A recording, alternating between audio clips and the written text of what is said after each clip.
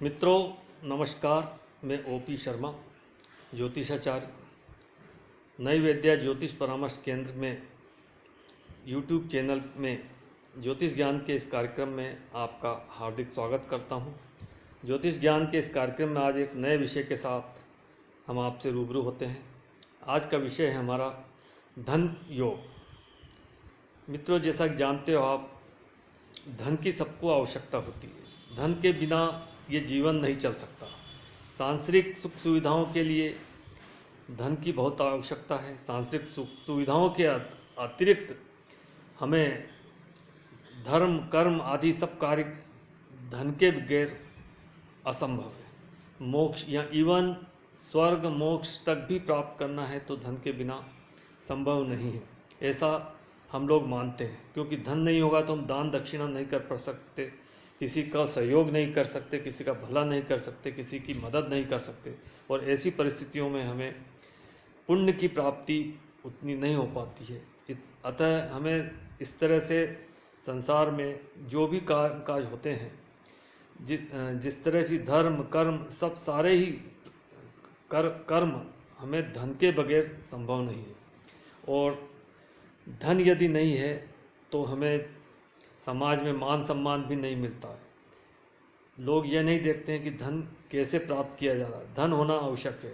धन यदि है तो ये इस जीवन में, समाज में, दुनिया में सब जगह हमें मान सम्मान प्राप्त होता है।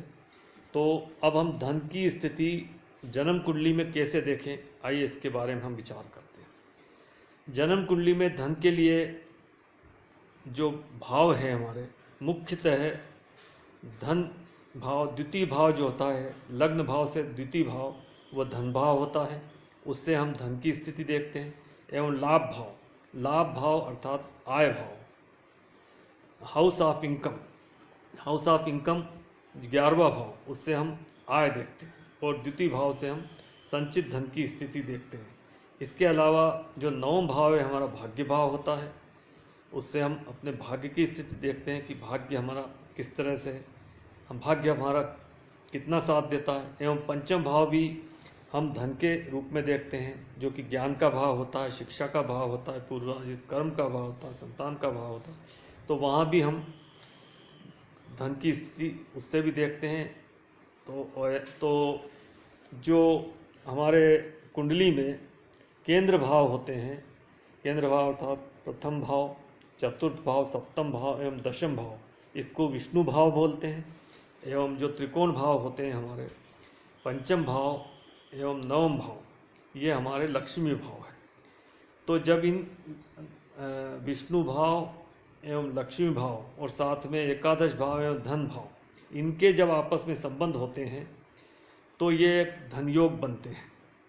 जैसे यदि एकादश भाव की स्थिति हम देखते हैं, यदि वो केंद्र में हो या धन भाव में हो या त्रिकोण में हो। धन भाव अर्थात द्वितीयेश, धनेश यदि एकादश भाव में हो या त्रिकोण में हो या केंद्र में हो। इसी प्रकार जो हमारा भाग्येश है, भाग्य भाव, 9 भाव का स्वामी, वो लग्न में बैठा हो या धन भाव में बैठा हो या एकादश भाव में बैठा हो। उसी प्रकार पंचम भाव यदि लगन में बैठा हो या धन भाव में बैठा हो या एकादश भाव में बैठा हो या केंद्र में बैठा हो, तो इनके जो आपस के संबंध होते हैं वो लक्ष्मी योग क्रिएट करते हैं, धन योग क्रिएट करते हैं।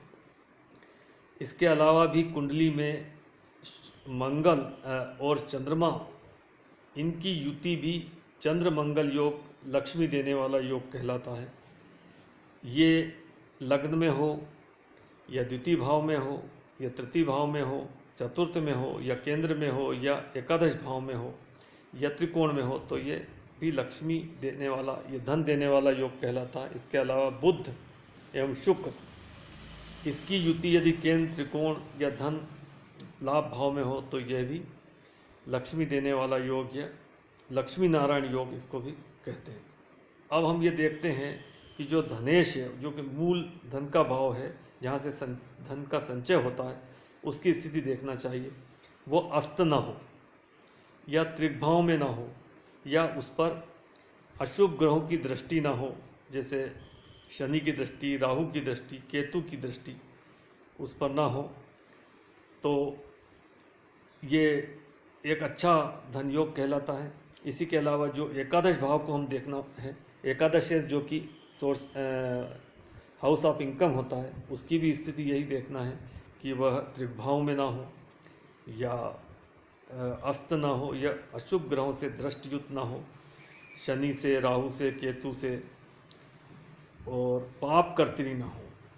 तो इस तरह से आपस में इनके संबंध जो है वो धन योग बनाते हैं। इसके अलावा भी यदि त्रिकोण एश केंद्र में हो या केंद्र के स्वामी त्रिकोण में हो तो केंद्र त्रिकोण राजयोग कहलाता है।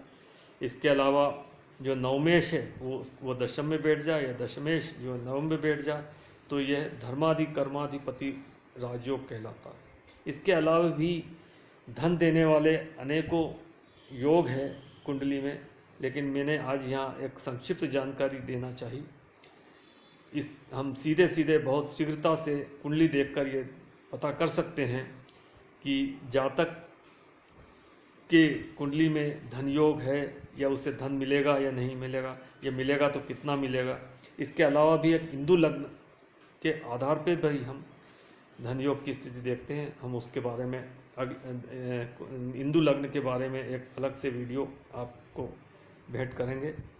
आज हम यही बतलाना चाहते हैं कि जो हमारा धनेश है, या लग्नेश है, या एकादशेश है, धनेश धन भाव का स्वामी, एकादश भाव का स्वामी लाभेश, एवं हमारा भाग्येश पंचमेश, ये अच्छी स्थिति में कुंडली में हो, केंद्र में हो, या त्रिकोण में हो, या लग्न में हो, या धन भाव में हो, या एकादश भाव में हो, और ये त्रिक भावों से में ना तो त्रिभाव में हो, ना इन भाव में त्रिभाव के स्वामी बैठे हो, ना ये पाप कर्त्री हो, और ना ये अस्त हो, और ना अशुभ ग्रह शनि, राहु, केतु आदि की इन पर दृष्टि न हो, तो ये धनदायक स्थिति बनती है। बहुत ही संक्षिप्त जानकारी धन के बारे में देना चाहिए। हालांकि हमें एक चीज़ और भी देखना है इसमें, धन का जो कारक होता है वो बृहस्पति होता है, उसकी स्थिति इसमें देखना बहुत अत्यंत आवश्यक है। बृहस्पति उच्च राशि में हो, या स्वराशि में हो, या कम से कम मित्र राशि में होकर केंद्र में हो, या त्रिकोण में हो, या धन भाव में हो, या एकादश भाव में हो, तो धन योग में ये एक सहायक होता है। इसी के साथ हमें शुक्र भी देखना चाहिए। शुक्र क्या है? लग्जूरियस सुख देने वाला होता है, सांसारिक सुख, भोग, वाहन का सुख, ज़मीन जायदाद का सुख आदि, मकान का सुख, अच्छी जो लग्जूरियस आइटम है, कपड़े, ज़मीन जायदाद, जेवर आदि, जो ज्वेलरीज है, और जो भी चीज़ें हैं जो हमें लग्जूरियस बनाती है, वाहन आदि, वो हमें शुक्र के आधार पर ही मिल सकती है। रुपया, पैसा, सुख सुविधाएं, तो शुक्र एवं शुक्र की स्थिति भी देखना अत्यंत आवश्यक है। शुक्र लक्ष्मी का दायक होता है, तो गुरु, शुक्र और ये जो परिस्थितियां हैं, एकादशेश, धनेश, नवमेश, पंचमेश, इनका केंद्र त्रिकोण या आपस में संबंध हमें देखना चाहिए। इस तरह से ये संक्षिप्त जानकारी आपको बताई गई। उम्मीद करता हूँ आपने पूरा वीडियो देखकर ये जानकारी पसंद की होगी। यदि पसंद आई हो तो चैनल को लाइक कीजिए, शेयर कीजिए और सब्सक्राइब कीजिए। नमस्कार, धन्यवाद।